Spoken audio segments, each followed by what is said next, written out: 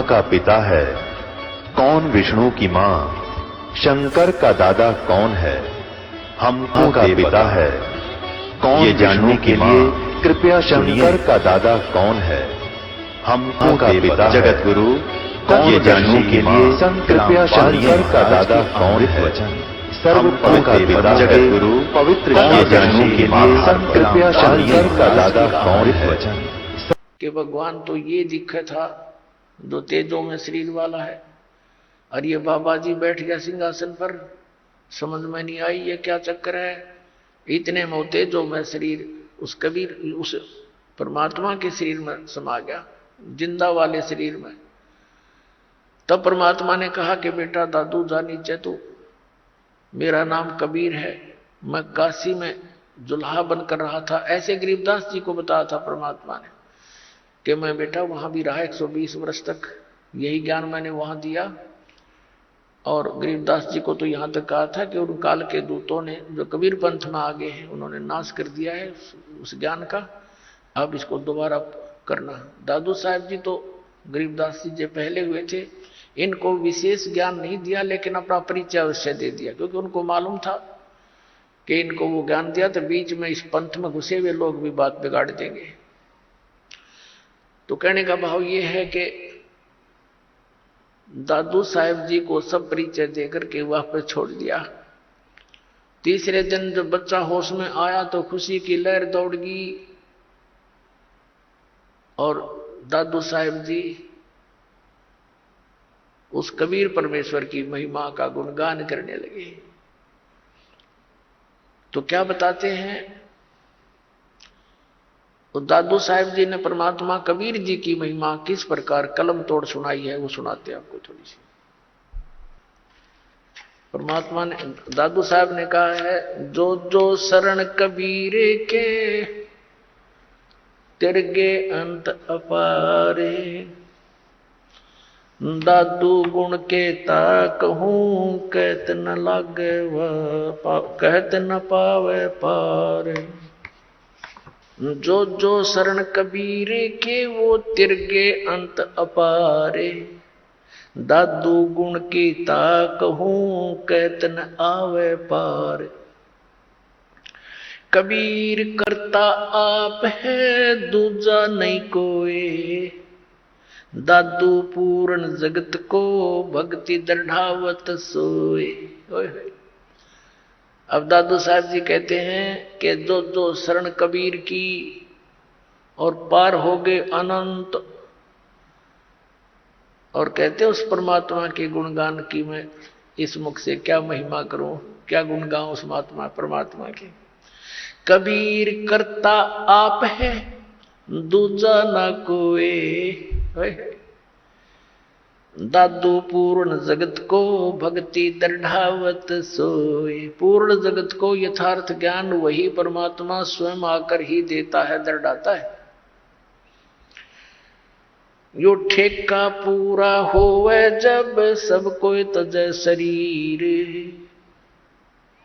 ठेका यानी जो कंट्रैक्ट एग्रीमेंट जो हमारे शरीर का हो चुका है, इतना समय हमारा निर्धारित है, कहते ही जब पूरा होगा तो सब ने शरीर त्यागना पड़ेगा। लेकिन कबीर साहब भी कहते हैं परमेश्वर जी आए हैं सो जाएंगे, राजा रंग फकीर, एक सिंहासन चढ़ कर जा एक बंधे जात जीर। तो यहां दादू साहब जी भी उसी का समर्थन कर रहे हैं। ठेका पूरा होवे जब सब कोई तज शरीर, दादू काल गंजे नहीं जपे जो नाम कबीर। दादू साहब जी कहते हैं कि काल निकट नहीं आ सकता जो कबीर परमात्मा के उस सतनाम का जाप करता है। आदमी की आयु घटे तब यम घेरे आए, सुमरण किया कबीर का दादू लिया बचाए। और परमात्मा ने वो सारे यम के दूत दिखाए, सब बहुत कुछ लीला दिखाई अपनी, कि दादू साहब को अकेला छोड़ दिया रास्ते में, यम के दूत चारों तरफ से आगे भी कौन आ गया, यू हम लेने भी ना गए, मरेंगे, हमारी खिंचाई होगी, पकड़ो इसको पकड़ो, ये कैसे है, कौन है। तो उस समय दादू साहब जी ने परमात्मा को याद किया। उसी समय कबीर साहब प्रकट हो गए, बेटा कितना गया था तू पीछे। वो नजारे देखने लग गया तो एकदम भाग्य यम के दूत ने एक दूसरे के ऊपर का पड़ते जा, इतनी दूर तक स्पीड तो भाग्य गणे थे। तो परमात्मा कहते हैं, तो परमात्मा ने बताया कि बेटा जो भक्तिहीन प्राणी शरीर छोड़कर जाता है ये यम के दूत घेर लेते हैं, और जैसे तूने मुझे याद किया ऐसे इस नाम का जाप कोई और कर लेगा ना, भगत तो वही करेगा जो पहले से प्रैक्टिस कर रहा होगा, उसी के मुख से ये परमात्मा का नाम निकलेगा, तो फिर यम के दूत निकट नहीं आ सकते। उसी को फिर अपने अनुभव को दादू साहब जी बता रहे हैं, आदमी की आयु घटे तब यम घेरे आए, सुमरण किया कबीर का दादू लिया बचाए, मेट दिया अपराध सब पाप माफ कर दिए मुझदास के। दादू साहब जी कह रहे हैं, मेट दिया अपराध सब आए मिले छन माही, दादू संग ले चले वो कबीर चरण की छाही, सेवक देव निज चरण का दादू अपना जाने, बरंगी सत कबीर ने कीन्या आप समाने। अब क्या बता रहे हैं दादू साहब जी कि मेरे सारे अवगुण माफ कर दिए भगवान ने, और एक सेकंड के अंदर मेरे पास उपलब्ध हुए और अपने साथ ले चले बालिक मुझको, और कहते हैं हे दाता मुझे अपने चरणों का, अपने चरण रज का दास समझना, सेवक देव निज चरण का, हे देव हे भगवान हे परमेश्वर, यो सेवक आपके चरणों का नौकर है, धूल है, निज सेवक है, और इसको अपना जान मेरे दाता। और बरंगी सत कबीर ने कर लिया आप समान, कि जैसे एक बरंगी कीट होता है, भी भी करता बमीरी बोलना, वो एक कीड़े को उठा लाती है और उसको अपना राग सुना सुना के अपने जैसी आवाज निकाल, उसी जैसी आवाज निकालने वाला बना देता है। तो पूरा परमात्मा ने जिसको भी ये ज्ञान दिया वो उस परमात्मा के गुण गाने लगे अपने आप ही। तो पुण्यात्मा यही सती थी आपकी और दास की हुई है। जब से ये ज्ञान ग्रहण हुआ, ये ज्ञान समझ में आया है, तो हम भी बरंगी बन गए, ना जाने सब न बता दें, किस किस ने सुना दें, और बरंगी से फिर और भी बरंगी बन गए। आप भी सभी भगवान के बच्चे ज्ञान से परिचित हुए, औरों को सुनाने लगे। दादू अंतर्गत सता छन छन सुमरण ध्यान, वारू नाम कबीर पर पल पल मेरे प्राण, सुन सुन साख कबीर की यू काल नवावे बात, धन धन हो तीनों लोक में दादू जोड़े हाथ। सुन सुन साख कबीर की, कबीर साहब की महिमा, साख यानी महिमा, उसकी जो है तेरी तेरी साख तो है नहीं, यानी तेरी कोई गुण तो है नहीं, तो साख। और दूसरे ये साखी यानी साखियों के माध्यम से उसके गुणगान जो सुने जाते हैं। काल भी कहते मुरझा जाता है, नीचे गर्दन कर लेता है कि वो तो समरस शक्ति है।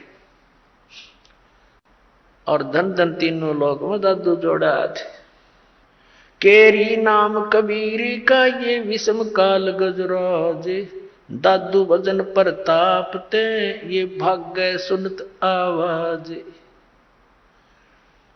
अपने आत्माओं कैसी तुलना की है दादू साहब जी ने, कि यहां का जो काल को समझो हाथी है, हाथी अन्य प्राणियों से बहुत तगड़ा और उसका बहुत न्यारा शरीर, ये तो समझो काल। क्योंकि श्रीमद् भगवद गीता अध्याय नंबर 15 के श्लोक नंबर 18 में गीता ज्ञान दाता कहता है कि मैं लोक वेद के अंदर कहे सुने ज्ञान के आधार से मैं पुरुषोत्तम प्रसिद्ध हूं, क्योंकि जो प्राणी मेरे अंतर्गत हैं उनसे मैं उत्तम हूं, श्रेष्ठ हूं, उच्च हूं, तगड़ा हूं।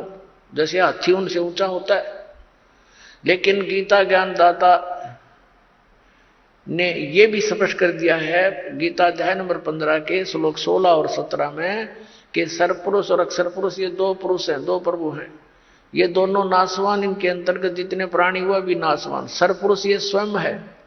गीता अध्याय नंबर 15 के श्लोक नंबर 17 में स्पष्ट कर दिया कि उत्तम पुरुष है तू अन्य, जो गीता ज्ञान दाता से अन्य है, वो स्वयं कह रहा है इस बात को, और वही परमात्मा कहा जाता है। यह लोक चरण में अवश्य विवर्ती अवैश्वर है, जो तीनों लोकों में प्रवेश करके सबका धारण पोषण करता है, वो है अविनाशी परमात्मा। तो यहां 15वें अध्याय के 18वें श्लोक में गीता ज्ञान दाता सिर्फ इतना कह रहा है कि मेरे इस 21 ब्रह्मांड में जितने प्राणी मेरे अंतर्गत हैं उनसे मैं सुप्रीम हूं बस, लेकिन आई एम नॉट पुरुषोत्तम। पुरुषोत्तम तो बता दिया 15वें अध्याय के 17वें श्लोक में। तो यहां कहता है जितने मेरे अंतर्गत जितने प्राणी हैं वो चाहे स्थूल शरीर में है चाहे वो जीवात्मा है, उनसे मैं उत्तम हूं, इसलिए मैं पुरुषोत्तम प्रसिद्ध हूं लोक वेद में। वास्तविकता तो बता दिया कोई और है। केरी नाम कबीर का और विषम काल गजराज, दादू भजन प्रताप से ये भाग्य सुनत आवाज। क्या बताना चाहे दादू साहब जी ने कि इसने काल को तो समझ लो गजराज, हाथियों का राजा, यानी उनसे सब हाथियों से सबसे तगड़ा वो उनका राजा होता है, ये नियम है। और केरी नाम कबीर का, बब्बर शेर समझ लो कबीर परमात्मा का यो सतनाम। और दादू भजन प्रताप से ये सुनते भाग्य आवाज गाज।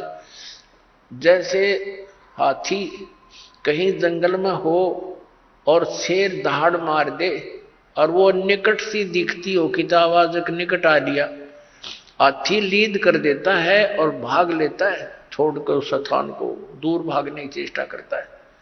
तो क्या बताना चाहे दादू साहब जी ने कि ये काल भी कोई छोटा मोटा जानवर नहीं है, कोई छोटी शक्ति नहीं। 10,000 भुजा का मालिक है ये, 1000 भुजा का, 1000 कला का। और ब्रह्मा विष्णु महेश जी इसके पुत्र हैं, वो केवल 16 कला के और 4 भुजा के हैं।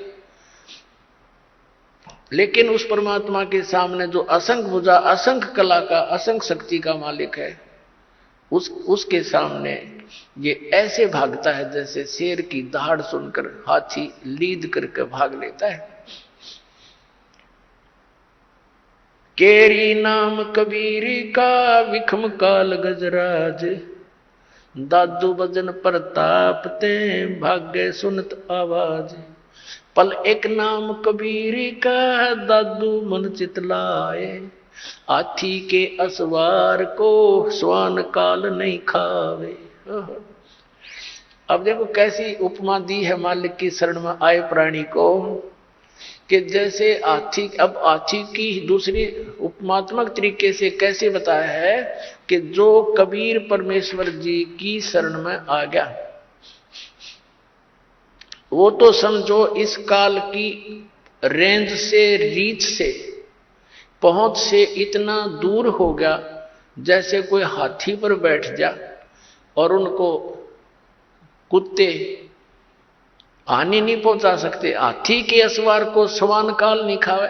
हाथी पर जो बैठा है वो तो समझो भक्त परमात्मा का, और काल समझो कुत्ता।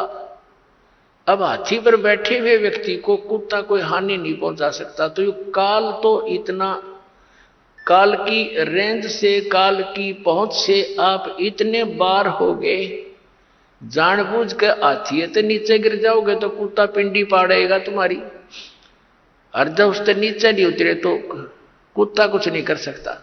तो परमात्मा की मर्यादा से दूर होते ही वो तो तैयार बैठा है, वो तो भौंक ही रहा है, आते पाड़ो खाओ इसको। तो ये उदाहरण देना चाहते हैं दादू साहब जी।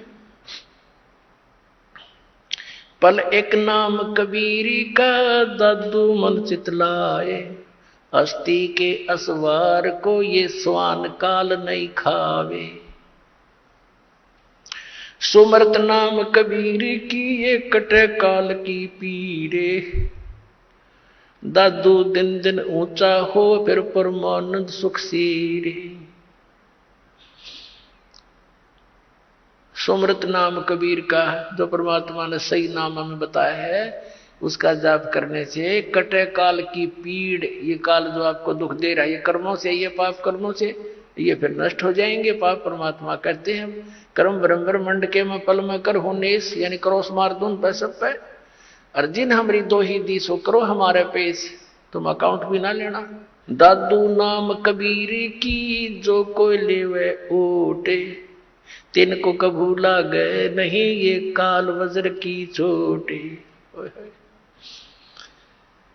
अपने आत्मा इतने समर्थ की शरण मिल गई हमारे को, ये इतने गवाह भगवान के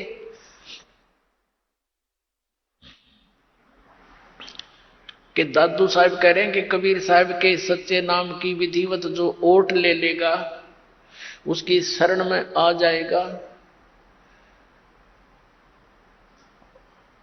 उनको कबू लागे नहीं ये काल वज्र की चोट। ये काल जैसे आप देखते हो दुर्घटना में, जब तक आपका नाम ठीक है, कनेक्शन जुड़ा है, तो आपको शरण है, आपको प्रोटेक्शन है परमात्मा की, कवच आपके ऊपर है। काल का कोई अटैक नहीं लगेगा, कोई कर्म का दंड आप पर असर नहीं करेगा। जैसे आप देखते हो कि दुर्घटना में परिवार नाश हो जाते हैं, ये कभी नहीं हो सकता इस मालिक की शरण आने वाले को, लेकिन रहना पड़ेगा मर्यादा में। अब देखो कैसी तुलना करते हैं परमात्मा की। दादू नाम कबीर की जय कोई लेवे ओठे, तिनको कबू लागे नहीं ये काल वज्र की चोट। काल का वज्र, ये परमाणु भी, मिसाइल भी निष्क्रिय हो जाएगी जो काल छोड़ता ऊपर तक। फिर कहते हैं और संत सब कूपे हैं ये कहते जरीता नीर, दादू अगम अपार है दरिया सत्य कबीर। दादू साहब जी कैसी बढ़िया तुलना करते। और संत सब कूप हैं, जैसे छोटे मोटे संत हैं, कोई जिन देवताओं को तुम पूजते हो, ये तो ऐसे समझ लो कोई तो कुएं का जल है, कोई जरीता नीर, कोई छोटा मोटा झरना कुछ क्षेत्र में काम कर रहा है। और दादू अगम अपार है ये दरिया सत कबीर। दरिया परमात्मा को तो दरिया जानो, और दरियाओं में भी उत्तम जल वाली दरिया, वो कभी उसका जल समाप्त ही नहीं होता। और अन्य जो छोटे मोटे चमत्कार अन्य भी बता देते हैं, वहां से मुझे ये लाभ हो गया, वहां से ये लाभ हो गया, कहते और संत सब कूप हैं, कुएं हैं, वो केवल जल ही ग्रहण करा सकते हैं, खेत सिंचाई में काम नहीं दे सकते। फिर पानी से काम चले, खेती भी करनी पड़ेगी, उसकी भी आवश्यकता पूर्ति हो, तभी जीवन पूरा सफल हो। तो यहां कहते और संत सब कूप हैं, कहते जरीता नीर, झरने से हैं, छोटे मोटे काम चला रहे हैं। और दादू अगम अपार है ये दरिया सत कबीर, यानी यहां भी आपने सुखी रखेगा जिसा यहां का सुख है, और फिर सतलोक लेके जाएगा, सारे काम सारेगा।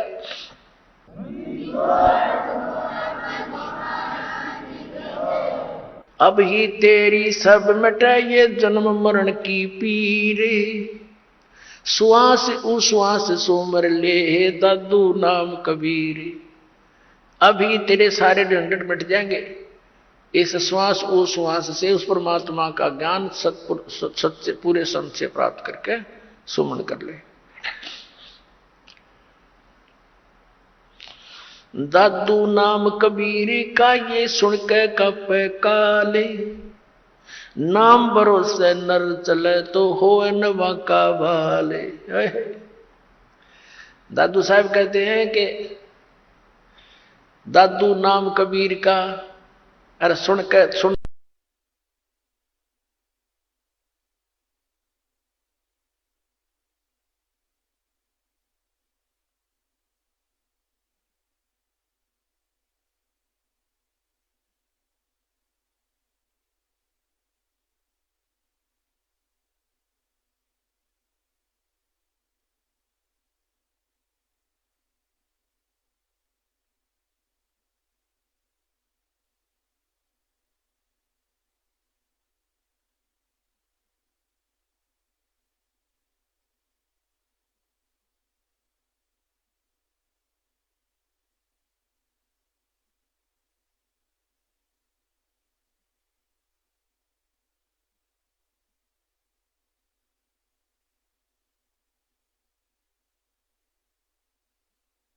और कहते दादू दूसरा कोई नहीं, केवल कबीर सृजनहार, वो कबीर परमात्मा सृजनहार अपना आत्मा।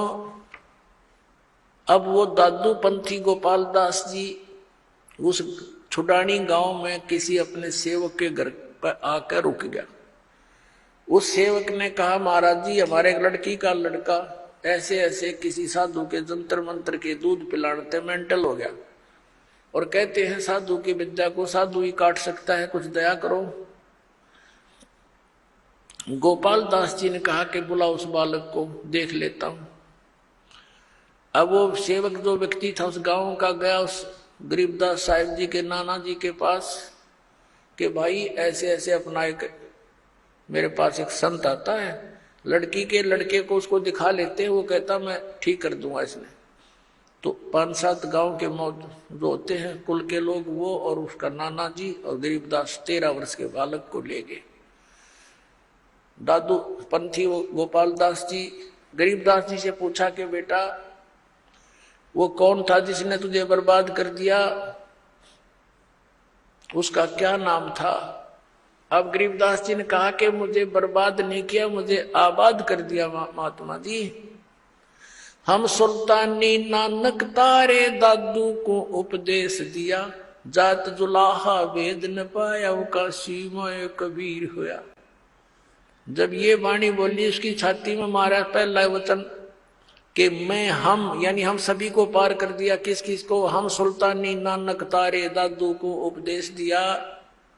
वही पुण्यात्मा वही परमात्मा उन पुण्यात्माओं को, आदरणीय नानक साहिब जी को, आदरणीय दादू साहिब जी को, आदरणीय मुल्कदास साहिब जी को, आदरणीय धर्मदास साहिब जी को, आदरणीय गरीबदास साहिब जी को, आदरणीय गीसा दास साहिब जी को मिले थे।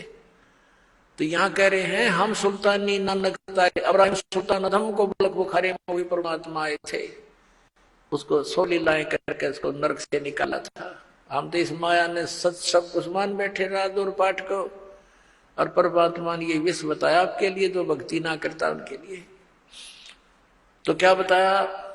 हम सुल्तानी नानक तारे दादू को उपदेश दिया, और जात जुलाहा भेज नहीं पाया, काशी माए कबीर हुआ।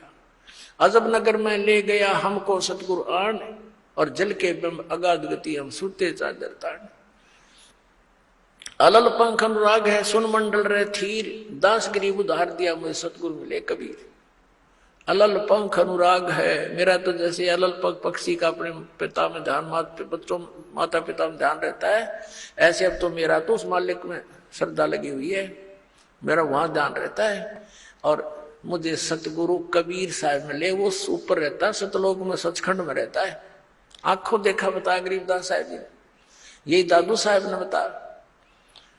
अब वो बाबा जी तो कहने लगे, अरे गांव वालों ये बावला को ना बावले तो तुम होगे, ये तो अमृतवाणी बोल रहा है, निज स्थान के निज वचन बोल रहा है, सत परमात्मा की अमर वचन। उस 60 साल के महात्मा ने 13 साल के बच्चे के सामने, बच्चे के आगे हाथ जोड़ के कहा कि महाराज यह वाणी लिखवा दो, कलयुग में काम आवेगी। गरीबदास जी उठ के चल पड़े, और वो महात्मा पीछे पीछे।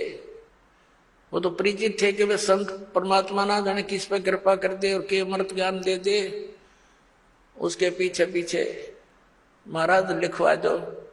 तीसरे दिन गरीबदास जी ने कहा कि यदि पूरा लिखे गोपाल दास, बीच में छोड़ कर ना भागना।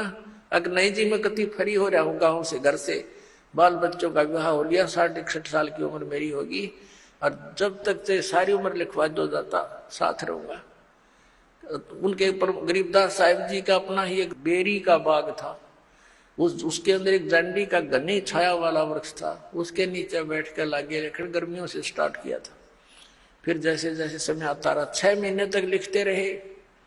गरीबदास साहब जी बोल रहे थे और दादू पंथी गोपाल दास लिख रहा था। वो अमृतवाणी, वो अमर इतिहास, वो सूक्ष्म वेद का पुनर् स्वच्छ रूप गरीबदास साहिब जी के माध्यम से कबीर परमात्मा ने वो फिर से प्रकट करवाया, जो दास आपको सुनाता है। बोलो सतगुरुदेव।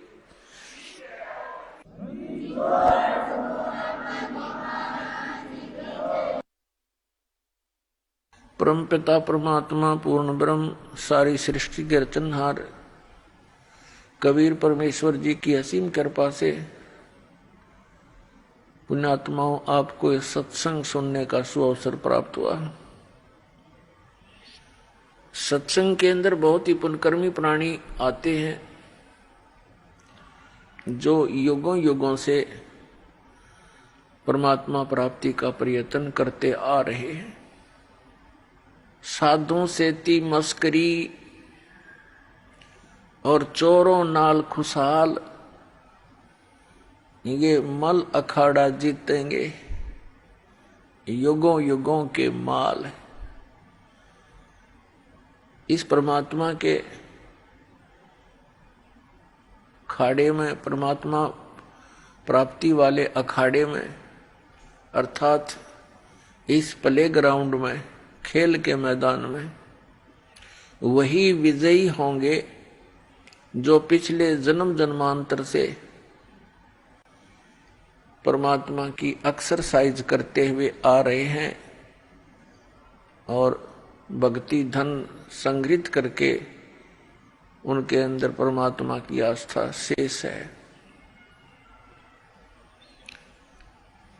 परमात्मा प्राप्ति के लिए हमें किस आधार की आवश्यकता है? उसके लिए हमें सबसे पहले ये विश्वास होना चाहिए कि जो साधना हम कर रहे हैं ये मोक्ष प्राप्ति की है। पुण्यात्माओं, परमात्मा ने स्वयं आकर ज्ञान दिया है कि जग सारा रोगिया रे, जिन सतगुरु वैद न जाण्या, जग सारा रोगिया रे। भाई जन्म मरण का रोग लगा है, तृष्णा बडरी खांसी। जन्म मरण का रोग लगा है, तृष्णा बडरी खांसी। आवागमन की डोर गले में, पड़ी काल की फांसी। जग सारा रोगिया रे, जिन सतगुरु वैद न जाण्या, जग सारा रोगिया रे। जग सारा रोगिया रे, जिन सतगुरु वैद न जाण्या, जग सारा रोगिया रे। भाई देखा देखी गुरु से बन गे, किया न तत्व विचारा। देखा देखी गुरु से बन गे, किया न तत्व विचारा। गुरु से दोनों के सिर पे यू काल ठोके पंजारा। जग सारा रोगिया रे, जिन सतगुरु वैद न जाण्या, जग सारा रोगिया रे। जग सारा रोगिया रे, जिन सतगुरु वैद न जाण्या, जग सारा रोगिया रे। भाई जन्म मरण का रोग लगा है, या तृष्णा बडरी खांसी। जन्म मरण का रोग लगा है, या तृष्णा बडरी खांसी। आवागमन की डोर गले में, या पड़ी काल की फांसी। जग सारा रोगिया रे, जिन सतगुरु वैद न जाण्या, जग सारा रोगिया रे। भाई सच्चा सतगुरु कोई न पूजे, इन झूठों जगपतियासी। सच्चा सतगुरु कोई न पूजे, इन झूठों जगपतियासी। अंधे की वहां गही अंधे ने, ये मार्ग कौन बतासी। जग सारा रोगिया रे जिन सतगुरु वैद न जाण्या जग सारा रोगिया रे जग सारा रोगिया रे जिन सतगुरु वैद न जाण्या जग सारा रोगिया रे। भाई सार शब्द सर जीवन बूटी गैस गैस अंग लगावे सार शब्द सर जीवन बूटी गैस गैस अंग लगावे। कहे कबीर तुम सत कर मानो ये जन्म मरण मिट जावे जग सारा रोगिया रे जिन सतगुरु वैद न जाण्या जग सारा रोगिया रे जग सारा रोगिया रे जिन सतगुरु वैद न जाण्या जग सारा रोगिया रे। सार शब्द सर जीवन बूटी गैस गैस अंग लगावे सार शब्द सर जीवन बूटी गैस गैस अंग लगावे। कहे कबीर तुम सत कर मानो ये जन्म मरण मिट जावे जग सारा रोगिया रे जिन सतगुरु वैद न जाण्या जग सारा रोगिया रे। अब परमात्मा ने कहा कि ये सब पूरा विश्व रोगी है। कौन से रोग से रोगी है? ग्रस्त है ये जन्म और मृत्यु के रोग से। और जब तक जन्म और मृत्यु का ये रोग नाश नहीं होगा तब तक आत्मा स्वस्थ नहीं हो सकती, तब तक परम शांति नहीं हो सकती। तो पुण्यात्मा परमात्मा के पाने के लिए हमें एक विशेष विवेक की आवश्यकता पड़ेगी। उसके अंदर हमें सबसे पहले कौन सी वस्तु को आधार मानना पड़ेगा? हमने परमात्मा के पाने के लिए उस साधना को आधार मानना पड़ेगा जिस साधना को करके जिन महापुरुषों को हम अमर मानते हैं कि जो संत जो महापुरुष मुक्त हुए हैं उन्होंने कौन सी साधनाएं की, कौन सी भक्ति की और उन्होंने कौन परमात्मा बताया। फिर तो बात सब संशय खत्म हो जाती है, बात ही समाप्त हो जाती है। हमारे अंदर जो शंकाएं थी वो नष्ट हो जाएंगी। उसके साथ साथ जो उन महापुरुषों ने साधनाएं की और वो मुक्त हुए, उसके साथ साथ फिर उनका कुछ संकेत, कुछ विवरण हमारे सदग्रंथों में भी विद्यमान है, तो भी हम उसको समर्थन मानेंगे। जैसा कि आज सुबह के सत्संग में आपको बताया था, 5 वेद हैं, ये प्रमाणित ग्रंथ हैं। ऋग्वेद, सामवेद, यजुर्वेद, अथर्ववेद, ये तो वेल नोन है। और 5वां जो सूक्ष्म वेद है वो परमेश्वर ने स्वयं आकर के बोला है अपने मुख कमल से। उसके विषय में श्रीमद् भगवत गीता अध्याय नंबर 4 के श्लोक नंबर 32 में प्रमाणित किया है।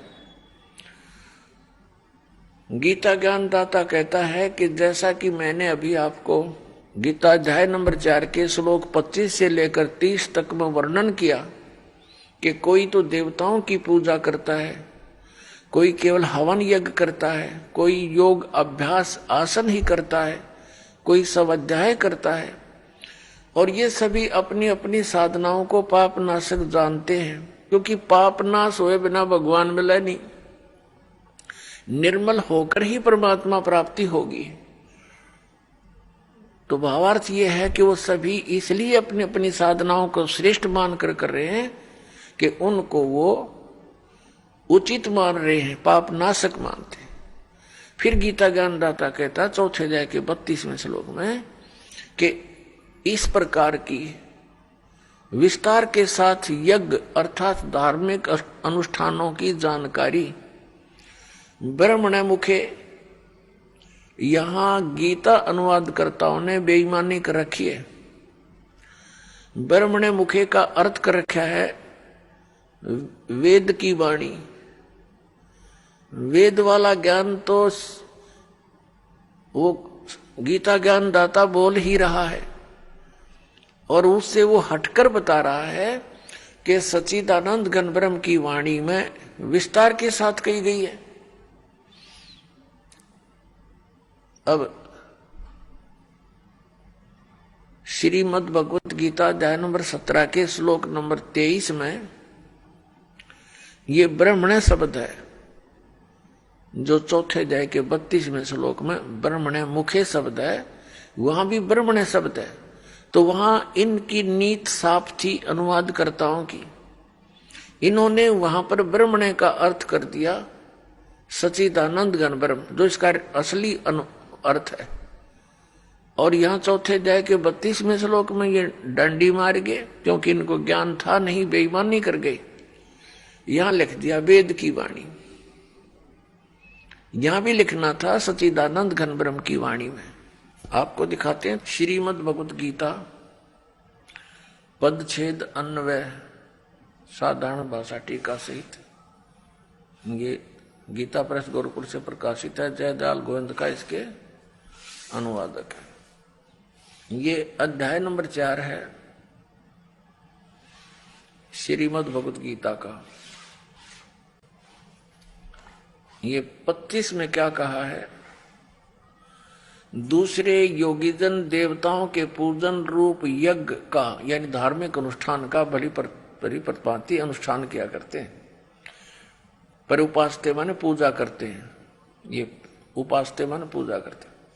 और अन्य ब्रह्म अग्नौ यानी ब्रह्म परब्रह्मणी इस काल की साधना तक सीमित है, आत्म रूप यज्ञ का हवन किया करते हैं। और 26वां अन्य श्रोत्रादि समस्त इंद्रियों को संयम रूप अग्नियों में हवन किया करते हैं, यानी कुछ अपने इन कान आदि रोक राख कर ये क्रियाएं करते रहते हैं। दूसरे योगीजन शब्द आदि शब्द स्पर्श रूप रसगंध इन समस्त विषयों को इंद्रिय रूप अग्नि में हवन किया करते हैं, यानी अपने संयम साधना में लगे रहते हैं। दूसरे योगीजन इंद्रियों की संपूर्ण क्रियाओं को और प्राणों की समस्त क्रियाओं को, श्वासों की, प्राण माने श्वासों की, ज्ञान से प्रकाशित आत्म संयम रूप योग रूप अग्नि में हवन किया करते हैं। हवन माने साधना करते हैं।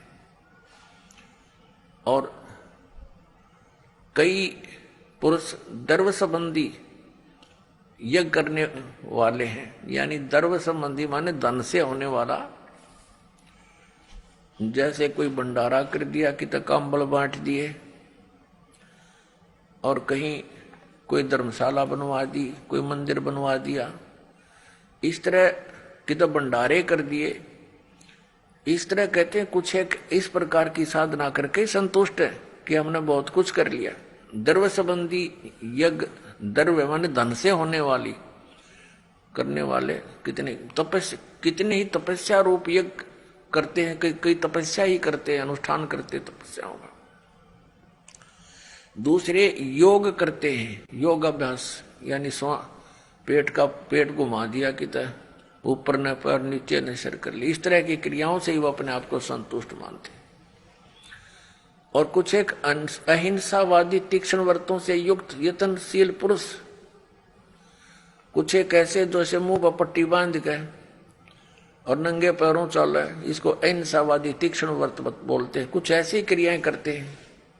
और कुछ स्वाध्याय रूप ज्ञान यज्ञ करने वाले हैं, जैसे गीता जी का पाठ कर लिया या कोई मंत्र, वेदों के मंत्र गोट लिए, इस तरह के स्वाध्याय बोलते हैं।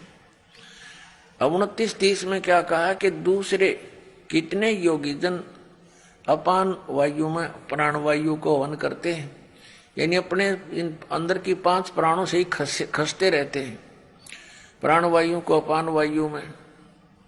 अन्य कितने ही नियमित आहार करने वाले हैं, यानी सीमित आहार, एक बार खा लिया, थोड़ा सा खा लिया, उसका अभ्यास करते रहे। कुछ प्राणायाम करते रहते हैं, प्राणों की और अपान की गति को रोककर प्राणों को श्वास छोटा कर बड़ा श्वास बढ़ाने घटाने के चक्कर में लगे रहते हैं।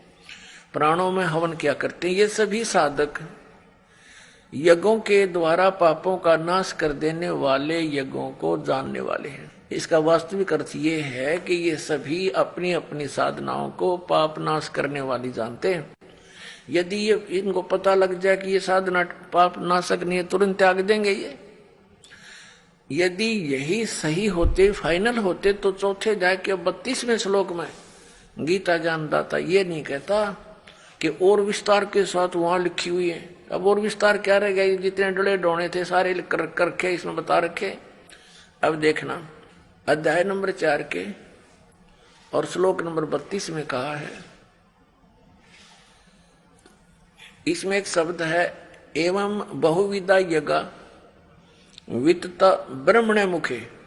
ये ब्रह्मणे शब्द है इसमें, चौथे अध्याय के 32वें श्लोक में। कर्मजान विधितान सर्वान एवं ज्ञातवा विमोक्ष यसे विमोक्ष से। अब क्या बताते हैं, इस ब्रह्मणे मुखे का जो अर्थ, ब्रह्मणे मुखे को हमने देखना है, इन्होंने अनुवाद गलत किया है। एवं माने इस प्रकार, बहुत प्रकार के यज्ञ यानी धार्मिक अनुष्ठान इन्होंने वेद की वाणी में कर दिया, ये गलत कर दिया। ब्रह्मणे मुखे का अर्थ लिखना था सच्चिदानंद घन ब्रह्म की वाणी में विस्तार से कहे गए। उन सब को तू कर्म जान, यानी कर्मों से, शारीरिक क्रियाओं से संपन्न होने वाले जान। नाम उठत नाम बैठत नाम सोत जागवे, नाम खाते नाम पीते नाम सेती जागवे लागवे, ये क्रिया है उसमें। विधितान, विधि जान, उनको जान। इस प्रकार तत्व से जानकर उनके अनुष्ठान द्वारा तू कर्म बंधन से सर्वथा मुक्त हो जाएगा। अब ये देखना, हमने ये गलत कर दिया, ने बेईमानी कर रखी। यहाँ पर यहां लिखना था सच्चिदानंद घन ब्रह्म की वाणी में। अब आपको दिखाते हैं इसी श्रीमद् भगवद गीता अध्याय नंबर 17 के श्लोक नंबर 23 में। इसमें है ओम तत्सत इति निर्देश है ब्रह्मण तिर्विद समर्थ ब्राह्मणा तेन वेदा च यगा च विहिता पुरा। ओम ओम तत् तत् सत सत इति माने यह है, ऐसे यह है। तिर्विध माने 3 प्रकार का। ब्रह्मण मुख्य, ब्रह्मण सच्चिदानंद घन ब्रह्म का, ब्रह्मण माने सच्चिदानंद घन ब्रह्म, ये यहां बिल्कुल सही इन्होंने अनुवाद किया है, का नाम कहा है। अपने आत्मा इस गीता जी अध्याय नंबर 17 के श्लोक नंबर 23 में एक तो ये कंसेप्ट क्लियर हो गया कि गीता ज्ञान दाता से एक सच्चिदानंद घन ब्रह्म कोई और है, सुप्रीम पावर, समृद्ध शक्ति, और उसका मंत्र है ओम तत्सत। ये 3 मंत्र का है। तो एक तो हमारी पवित्र गीता से हमें यह मिलेगा कि कौन सी साधना करने की है, वो कौन से मंत्र हैं जो जाप करके मोक्ष प्राप्ति होती है, और दूसरे फिर हम प्रमाण लेंगे उन महापुरुषों से जिनको हम मुक्त मानते हैं और जिनका ये अन्य संत पंथ उन महापुरुषों के भी प्रमाण देते हैं कि वो पार हो गए, वो महापुरुषों की वाणी भी लेते हैं। तो उन्होंने भी कौन से मंत्र जाप किए? फिर ये सब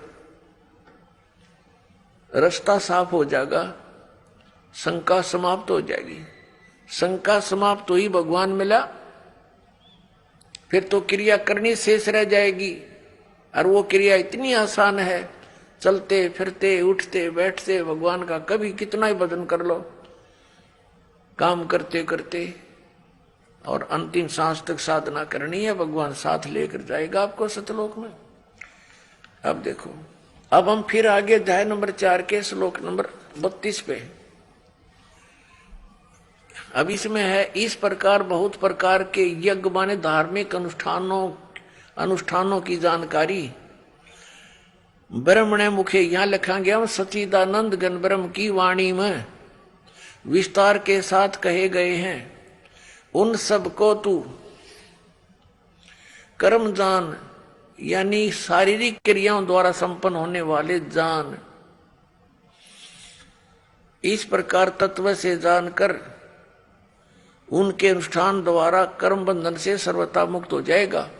इस अध्याय नंबर गीता अध्याय नंबर 4 के श्लोक नंबर 32 का सारांश है कि गीता ज्ञानदाता कह रहा है कि एक सच्चिदानंद घन ब्रह्म की वाणी में, जो उस सच्चिदानंद घन ब्रह्म ने यानी परम अक्षर ब्रह्म ने, पूर्ण परमात्मा ने आकर अपने मुख कमल से जो ज्ञान दिया है, वो वाणी मुखे, मुखे माने मुख कमल से उच्चरित वाणी में, मुख से बोले गए उस ज्ञान में वो विस्तार के साथ कहा गया। और उसको जानने के बाद फिर पूर्ण रूप से सभी प्रकार से तो सब कर्मों से मुक्त हो जाएगा। अपनात्मा ये तत्व ज्ञान है जो सच्चिदानंद घन ब्रह्म की वाणी है। ये सूक्ष्म वेद है, 5वां वेद है, और जिसके विषय में गीता ज्ञान दाता अनभिज्ञ है, कहते उसकी वो जानकारी तो कोई उसका रिप्रेजेंटेटिव सच्चिदानंद घन ब्रह्म का जो दास होगा, उससे परिचित जो संत होगा, वो बतावेगा।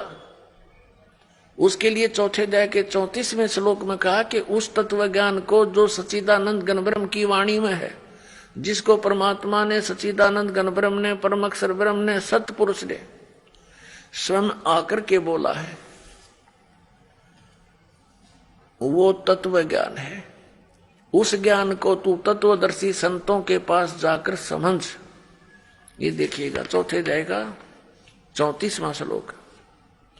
उस ज्ञान को जो सच्चिदानंद घन ब्रह्म ने स्वयं आकर के बोला है, उस ज्ञान को, उस तत्व ज्ञान को तू तत्वदर्शी ज्ञानियों के पास जाकर समझ।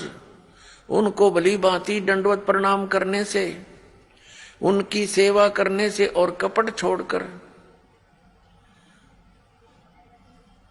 सरलता पूर्वक प्रसन्न करने से वे परमात्म तत्व को भली भांति जानने वाले ज्ञानी महात्मा तुझे तत्व ज्ञान का उपदेश करेंगे। अपने आत्माओं कितना कंसेप्ट क्लियर कर दिया। गीता ज्ञान दाता अपने से अन्य कोई परम अक्षर ब्रह्म के विषय में कह रहा है कि वो सच्चिदानंद घन ब्रह्म आकर के अपने मुख कमल से ज्ञान देता है, और वो तत्व ज्ञान है। उस तत्व ज्ञान को तू तत्वदर्शी संतों के पास जाकर समझ। उनको दंडवत प्रणाम करने से, विनम्र भाव से प्रसन्न करने से वो तत्वदर्शी संत ज्ञानी महात्मा तुझे उस तत्व ज्ञान का उपदेश करेगी। इससे सिद्ध है कि गीता ज्ञान दाता उस ज्ञान के विषय में नहीं जानता, नहीं तो ये लिखने और कहने की आवश्यकता ही नहीं थी। ये कह देता कि अगले अध्याय में लिखता हूं, उसमें पढ़ ले, इतनी सी बात थी। ये नहीं जानता, इसने उस ज्ञान को, 5वें वेद को नष्ट कर दिया था, और उसको प्रदान करने के लिए परमात्मा स्वयं आते हैं। अपने आत्माओं यहां एक कंसेप्ट और क्लियर करेंगे।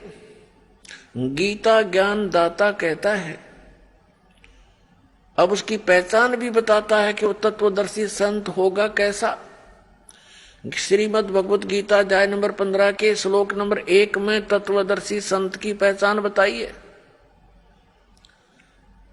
क्या बताया है कि ये एक संसार रूपी उल्टा लटका हुआ वृक्ष समझो, पूरा विश्व सब ब्रह्मांडों समेत, और जिसकी ऊपर को जड़ है, नीचे को तीनों गुण रूपी शाखा है। श्रीमद् भगवत गीता अध्याय नंबर 15 के श्लोक नंबर 1 से लेकर 4 में ये स्पष्ट किया है। इस उल्टे लटके हुए संसार रूपी वृक्ष की जानकारी दी है। अब आपको ये उल्टा लटका हुआ संसार रूपी वृक्ष दिखाते हैं, फिर आसानी से जो दास सब सदग्रंथों से रूबरू करने जा रहा है, आपको आसानी से समझ जाएंगे। देखिएगा, ये समझो एक संसार रूपी वृक्ष है पूरा।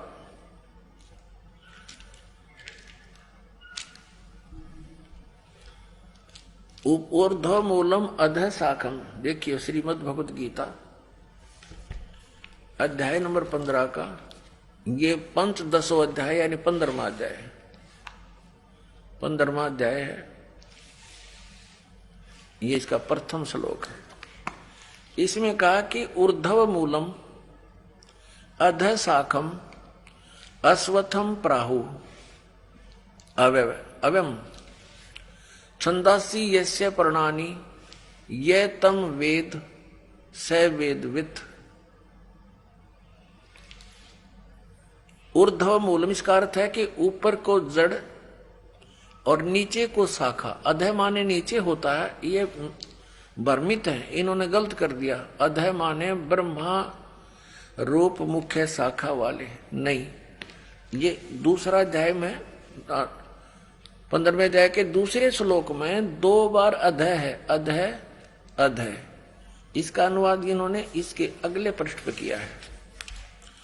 अधः माने नीचे, अधः माने नीचे, अधः माने नीचे, ऊर्ध्व माने ऊपर,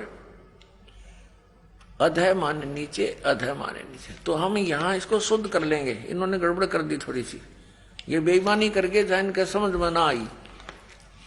अब हम फिर 15वें अध्याय के प्रथम मंत्र में फिर आगे हैं। ऊर्ध्व मूलम ऊपर को जड़ और अधः शाखम नीचे को शाखा वाला, अश्वत्थम प्राहु अव्यम ये संसार रूपी पीपल का अविनाशी वृक्ष कहा है। आइए अब हम उन श्रद्धालुओं के अनुभव जानते हैं जो जगत गुरु तत्वदर्शी संत रामपाल जी महाराज जी से दीक्षा प्राप्त कर चुके हैं तथा उनके द्वारा बताए गए भक्ति मार्ग पर चल रहे हैं। बहन जी नमस्कार। सत साहिब। क्या नाम है आपका? मेरा नाम अनुराधा है। अनुराधा जी कहाँ से आए हैं आप? मैं डिस्ट्रिक्ट सोलन हिमाचल से आई हूँ। संत रामपाल जी महाराज से कब जुड़े? हम 18 फरवरी 2011 में जुड़े हैं। संत रामपाल जी महाराज से नाम दीक्षा लेने से पहले आप क्या भक्ति साधना करते थे? हम देवी देवताओं की पूजा करते थे, 9 नवरात्र करते थे, हर एक तीज त्योहार सभी मनाते थे, करवा चौथ के व्रत रखते थे, सब कुछ करते थे। फिर संत रामपाल जी महाराज की शरण में क्यों आना पड़ा? भगत जी कुछ तो ये घर के हालात भी ऐसे होते हैं, घर के कलह क्लेश थे काफी ज्यादा, और कोई ऐसा आध्यात्मिक लाभ नहीं था, कोई भौतिक लाभ नहीं, कुछ नहीं हो रहा था।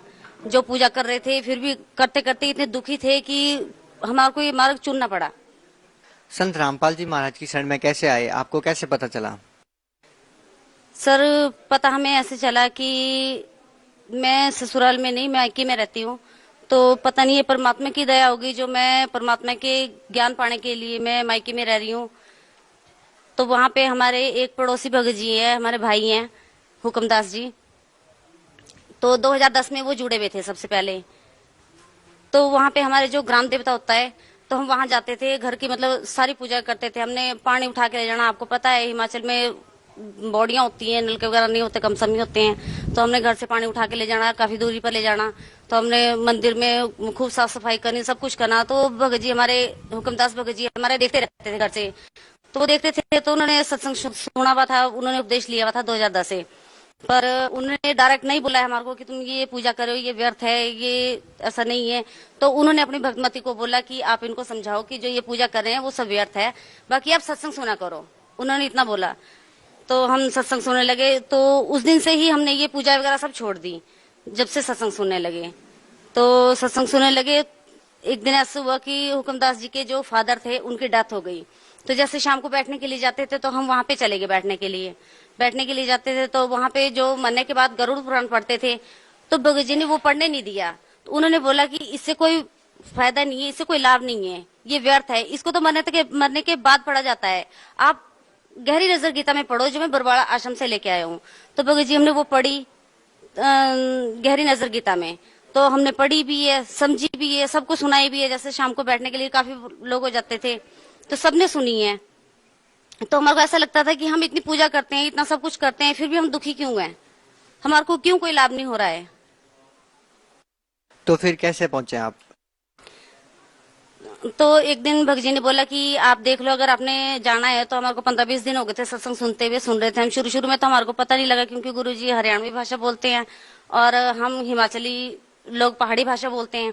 तो हमारे को इतना पता नहीं था, पता लगता था शुरू में। लेकिन जब एक बार ध्यान से सुनने लगे तो परमात्मा की वाणी भी समझ में आने लगी, सब कुछ समझ में आ गया।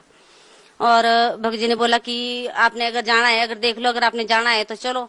तो हम सिर्फ एक मात्र घूमने के लिए गए थे कि चलो घूम के देखते हैं क्या वहाँ का प्रोसीजर है, क्या सिस्टम है। वहाँ पे कुछ पैसे तो नहीं लगते क्योंकि हम मिडिल क्लास फैमिली से बिलोंग करते हैं, हम इतना पैसा भी नहीं कहीं दे सकते हैं। तो हम जाते हुए चिंता भी हमारे को थी कि कहीं हमारे को कहीं कोई पैसा तो नहीं देना पड़ेगा, कहीं हमारे को खाने का तो नहीं पैसा देना पड़ेगा।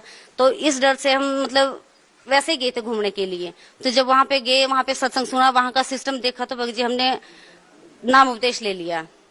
संत रामपाल जी महाराज से नाम दीक्षा लेने के बाद आपको क्या लाभ मिला?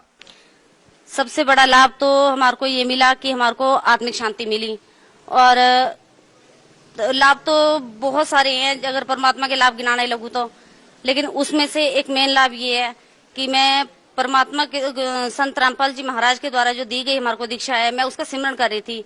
तो सिमरन करते करते मेरे को सांप ने काट लिया। तो मेरे 1% भी कोई दर्द नहीं हुई, कोई स्वेलिंग नहीं आई, कुछ भी नहीं हुआ। और पूरा दिन बीत गया। तो शाम को जब मेरे भगत जी आए तो बच्चे लगे कि बोलने की मम्मी के ऐसे ऐसे हुआ है और मम्मी दवाई लेने के लिए नहीं जा रही है। तो भगत जी ने बोला कि आप दवाई लेने के लिए चलो। तो मैंने बोला कि मेरे दर्द नहीं हो रही, मेरी तकलीफ नहीं हो रही, मेरे कोई प्रॉब्लम ही नहीं हो रही, तो मैं जाऊंगी क्यों? मेरे पास संत रामपाल जी का वचन जो उपदेश है वो चल रहा है मेरा।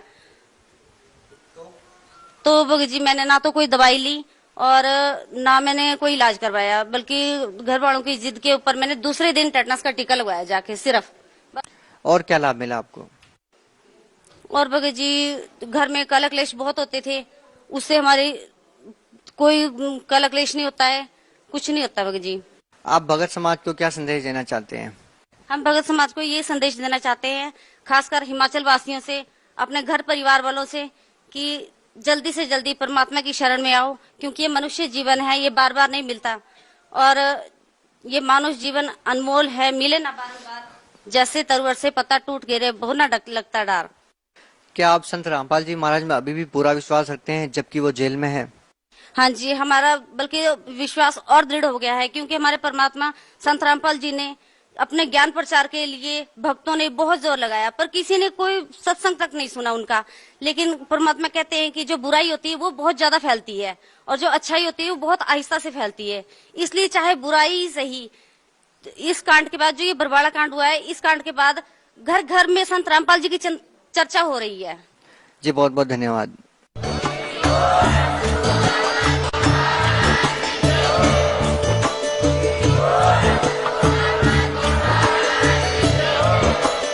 आप सुन रहे थे जगत गुरु तत्वदर्शी संत रामपाल जी महाराज जी के मंगल प्रवचन। अधिक जानकारी के लिए विजिट कीजिए हमारी वेबसाइट www.jagatgururampalji.org। संत रामपाल जी महाराज जी के शुभ आशीर्वाद से पूरे विश्व भर में 500 से भी ज्यादा नाम दीक्षा केंद्र हैं, जिन पर संत रामपाल जी महाराज जी द्वारा ऑनलाइन निःशुल्क